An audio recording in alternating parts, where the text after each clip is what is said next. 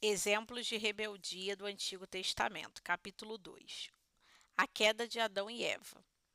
E o Senhor Deus ordenou ao homem: coma livremente de qualquer árvore do jardim, mas não coma da árvore do conhecimento do bem e do mal, porque no dia em que dela comer, certamente você morrerá. Ora, a serpente era o mais astuto de todos os animais selvagens que o Senhor Deus tinha feito. E ela perguntou à mulher: Foi isso mesmo que Deus disse? Não comam de nenhum fruto da árvore do jardim? Respondeu a mulher à serpente: Podemos comer do fruto das árvores do jardim, mas Deus disse: Não comam do fruto da árvore que está no meio do jardim, nem toquem nele, do contrário vocês morrerão. Disse a serpente à mulher: Certamente não morrerão. Deus sabe que no dia que dele comerem, seus olhos se abrirão, e vocês, como Deus, serão conhecedores do bem e do mal. Quando a mulher viu que a árvore parecia agradável ao paladar, era atraente aos olhos, e alguém disse: desejável para dela obter discernimento, tomou o seu fruto, comeu e deu ao seu marido, que comeu também. Logo assim como por meio da desobediência de um só homem, muitos foram feitos pecadores, assim também por meio da obediência de um único homem, muitos serão feitos justos. A queda do homem foi resultado da desobediência.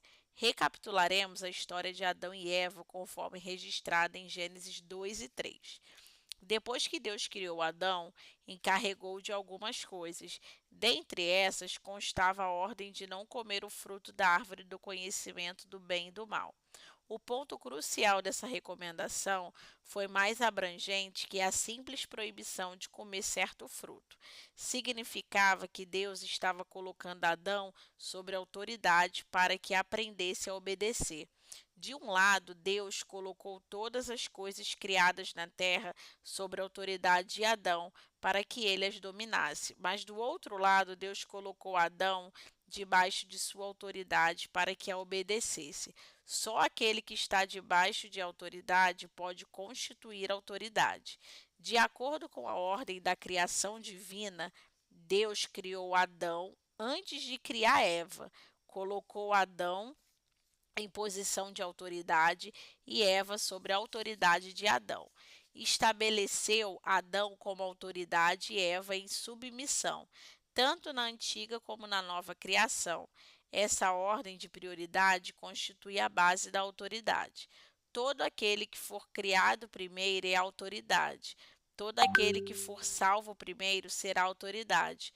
Portanto, onde quer que estejamos, nossos primeiros pensamentos deve ser o de descobrir quem são aqueles aos quais Deus quer que nos sujeitemos. Podemos encontrar a autoridade em qualquer lugar e aprender a obedecer à autoridade a qualquer hora. A queda do homem deve-se à desobediência à autoridade de Deus.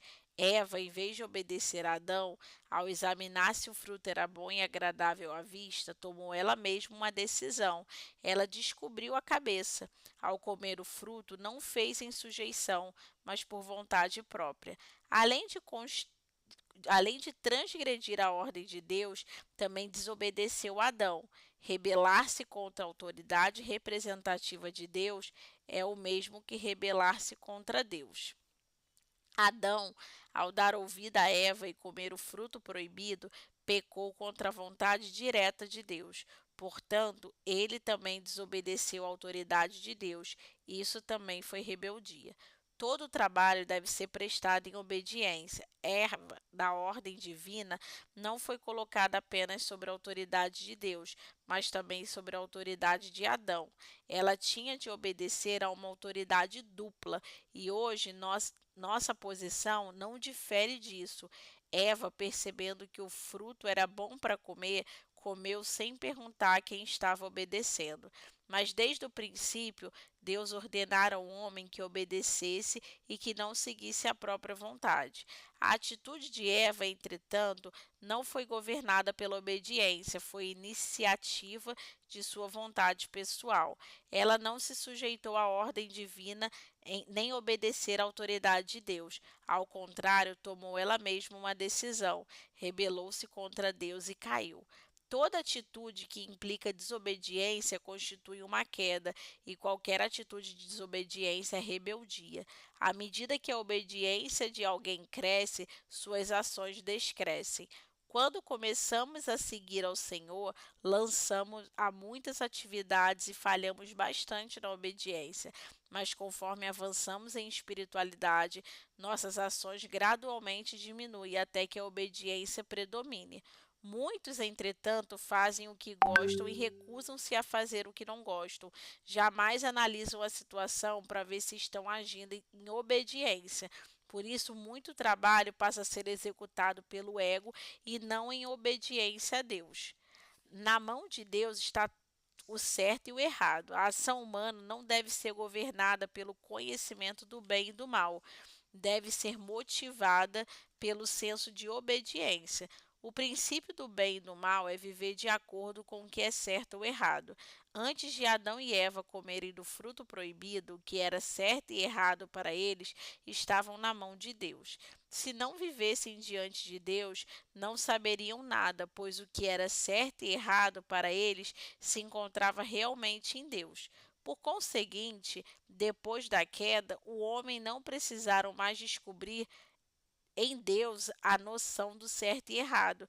Isso já estava neles. Esse foi o resultado da queda. A obra da redenção é levar-nos de volta ao lugar que encontramos o que é certo e errado para nós em Deus. O cristão deve obedecer à autoridade. Não existe autoridade que não proceda de Deus. Todas as autoridades foram instituídas por ele. Quando procuramos a fonte de toda autoridade, invariavelmente a encontramos em Deus. Deus está acima de toda autoridade está debaixo dele. Quando entramos em contato com a autoridade de Deus, entramos em contato com o próprio Deus. A obra de Deus efetua-se basicamente não pelo poder, mas pela autoridade. Ele mantém todas as coisas pela poderosa palavra e sua autoridade, como também as criou exatamente pela mesma palavra. Sua palavra de ordem é autoridade. Não sabemos como a autoridade de Deus opera, não obstante, sabemos que ele realiza tudo por meio dela. O amado servo de um centurião estava doente. O centurião sabia que se encontrava sobre autoridade e tinha autoridade sobre outros. Por isso pediu ao Senhor que apenas dissesse uma palavra, crendo que a cura se efetuaria. Afinal, toda autoridade não se encontrava na mão do Senhor. Ele creu na autoridade do Senhor. Não nos causa admiração que o Senhor elogiasse sua grande fé. Digo-lhes a verdade, não encontrei em Israel ninguém com tamanha fé. Ao entrar em contato com a autoridade de Deus é o mesmo que entrar em contato com Deus. Hoje o universo está cheio de autoridade estabelecida por Deus. Tudo se encontra sobre sua autoridade. Sempre que uma pessoa peca contra a autoridade de Deus, peca contra Deus. Todo cristão deve, portanto, aprender a obedecer à autoridade. A primeira lição que o cristão deve aprender é a obediência à autoridade. Estamos sobre a autoridade dos homens quando também temos homens sobre nossa autoridade. Essa é a posição que ocupamos.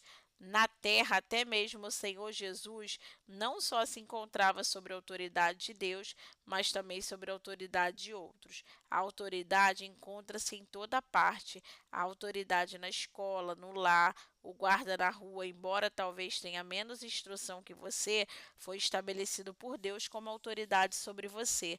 Sempre que alguns irmãos em Cristo se reúnem, imediatamente se estabelece uma ordem espiritual.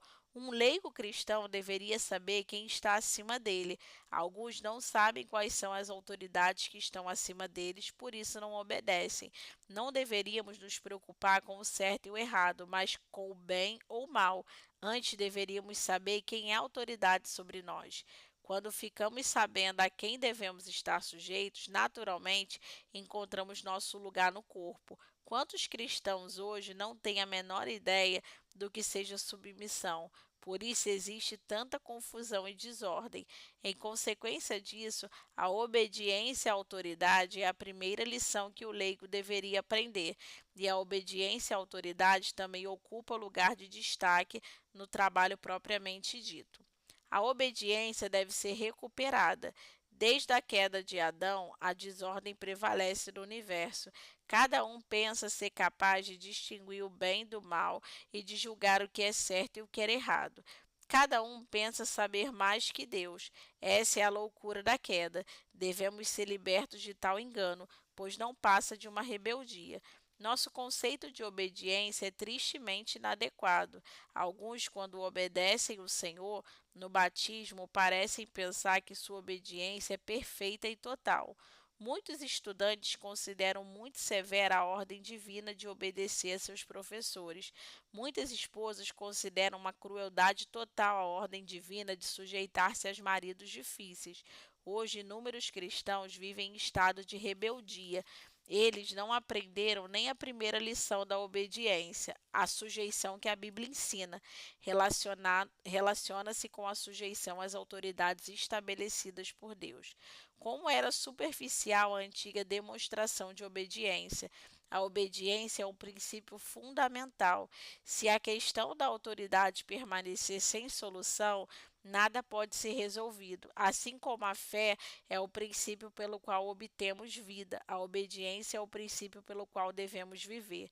Na igreja, divisão e desentendimentos frequentes brotam a rebeldia. Para recuperar a autoridade, a obediência deve ser primeiramente restaurada. Muito têm cultivado o hábito de assumir o papel de cabeça, mas nem sequer aprenderam a obedecer. Por isso devemos aprender uma lição, que a obediência seja nossa primeira atitude. Deus, no que se refere à autoridade, não nos tem privado de nada. Ele já nos demonstrou como ficar sujeitos a ambas as autoridades diretas e indiretas. Muitos declaram que sabem como obedecer a Deus, mas na realidade nada sabem sobre a obediência à autoridade delegada, levando-se em consideração que todas as autoridades vêm de Deus.